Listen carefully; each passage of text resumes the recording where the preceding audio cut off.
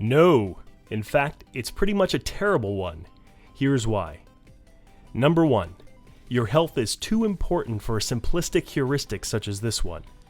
Quick rules of thumb are useful in many mundane circumstances, such as choosing a line with the fewest people in it at the grocery store, or choosing a movie based on the fact that you enjoy similar movies in that genre. However, using a 4-word heuristic for deciding what foods you should eat and avoid, how much and how often, along with what drugs you should use and avoid and how much and how often, is about as stupid as choosing a life partner based on the heuristic, as long as they could cook. Number 2. Even a moderate amount of some things can kill you. First, let me address the obvious in that we are not talking about all things when we say all things in moderation. This absolute statement includes poisons and recreational drugs that have a dangerously high probability of death associated with moderate usage. There are clearly things any reasonable person who cares for their life would want to avoid. However, those who boast about being a try anything once kind of person will experience far greater social pressure to maintain that image than someone who is committed to making gradual and consistent dietary improvements. 3. Moderation or moderate can end up being synonymous with way too much.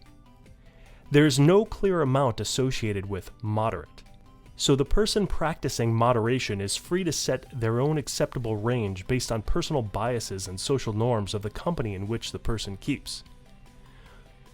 We are very good rationalizers and can justify our own behaviors to ourselves and others.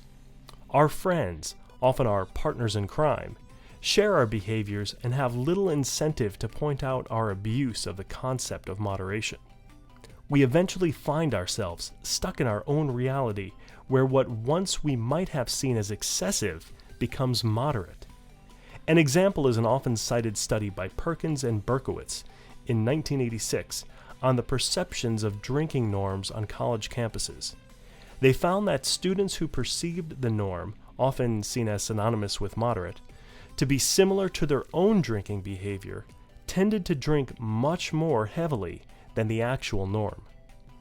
Number 4. Many substances and foods can be highly addictive. As many alcoholics have learned the hard way, there is no moderation for them when it comes to drinking. Addiction is a disease, and many people have very addictive personalities, meaning that moderation is not a realistic goal for them. And it's not just drugs that people are addicted to, it's the rush of endorphins that accompanies satisfying a craving or appetite.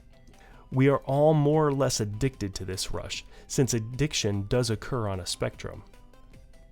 Number 5. Intolerance, hypersensitivity, and allergic reactions. Researchers estimate that 15 million Americans have food allergies.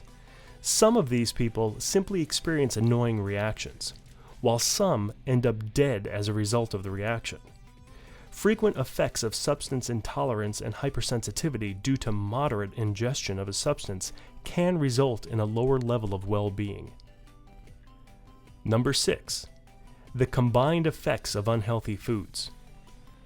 We tend to group things in such a way that works to our short-term advantage and satisfies our instant gratification. While we can say unhealthy foods in moderation, we can also say Big Macs in moderation, and Whoppers in moderation, and meatball subs in moderation. For example, one Big Mac per week might be considered moderate, especially by someone who loves Big Macs. But when you add a Whopper and a meatball sub in that same week, and then a few other indulgences, you have a very unhealthy diet, although you are technically moderating each individual group. This is just another way that moderation can be a very slippery slope.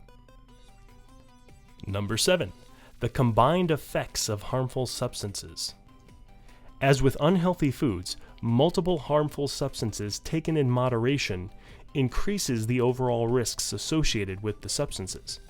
Using a different drug each night might make you a moderate pot smoker, but you would still be a heavy drug user. Number 8. People significantly overestimate their willpower. Willpower is the ability to resist short-term temptations in order to meet long-term goals.